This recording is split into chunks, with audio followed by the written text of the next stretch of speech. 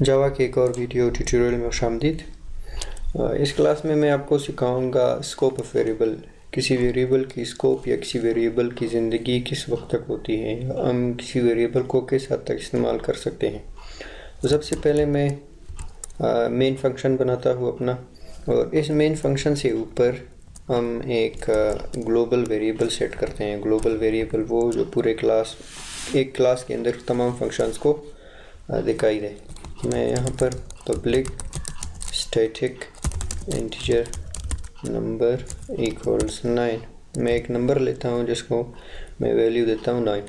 अब ये वेरिएबल इस क्लास के अंदर कहाँ कहाँ तक इसको हम इस्तेमाल कर सकते हैं। लेट से मैं यहाँ पर इसको प्रिंट करता हूँ एस आउट, और मैं इस नंबर को प्रिंट करता हूँ, तो इसमें कोई मसला नहीं है, कोई मज़ाहिका नहीं है।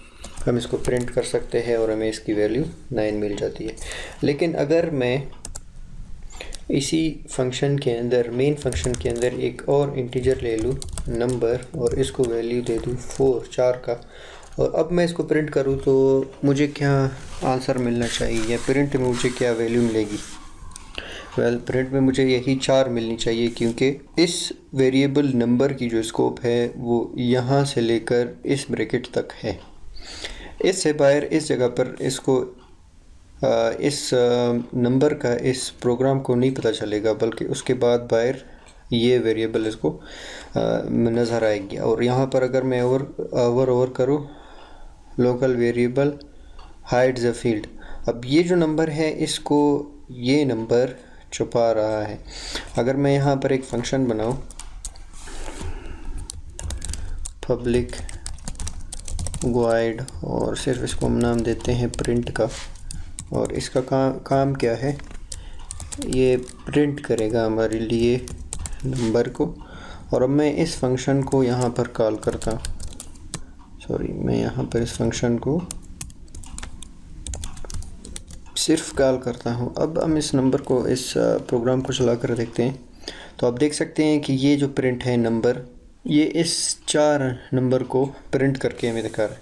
लेकिन ये जो प्रिंट फंक्शन है इसके अंदर जो हमने ये नंबर लिखा है वो ये नंबर प्रिंट हो रहा है। क्यों? क्योंकि इस ब्रैकेट के बाद इस नंबर का इस प्रोग्राम को पता नहीं चलता, लेकिन इस नंबर का इस ब्रैकेट के अंदर जितने भी फंक्शन हैं उन सब तक ये इसको हम एक्सेस कर सकते हैं। या दूसरी मिसाल में आप ये लीजिए कि इस नंबर की जो ज़िंदगी है वो इन ब्रैकेट्स के अंदर तक है। ये जो येलो कलर के जो 2 ब्रैकेट्स है ज़र्द रंग के, इनके अंदर है, इसके बाहर इनको इस नंबर का पता नहीं चलता। मिसाल के तौर पर मैं इसको नंबर 1 करता हूँ, और आप देख सकते हैं कि जब मैं प्रिंट कर रहा हूँ इस प्रिंट के फंक्शन में इस नंबर को, तो ये यहाँ पर प्रिंट नहीं हो रहा। और इसकी जो एरर है वो आप देख सकते हैं, class scope of variable can not find symbol. इसको ये जो नंबर है ये इसको समझ में नहीं आ रहा। तो किसी भी ब्रैकेट के अंदर तक एक वेरिएबल की ज़िंदगी होती है, उसके बाद उस वेरिएबल को दूसरे फंक्शन नहीं पहचान सकते। ये असल में होती है स्कोप, किसी वेरिएबल की स्कोप। हम इसको कहाँ तक इस्तेमाल कर सकते हैं। तो मैं अगर इसको वापस नंबर 1 कर दूँ तो, और एक और बात भी कि हमने यहाँ पर एक नंबर ले लिया और यहाँ पर इंट नंबर ले लिया। अब ये वेरिएबल दोनों मुख्तलिफ वेरिएबल हैं।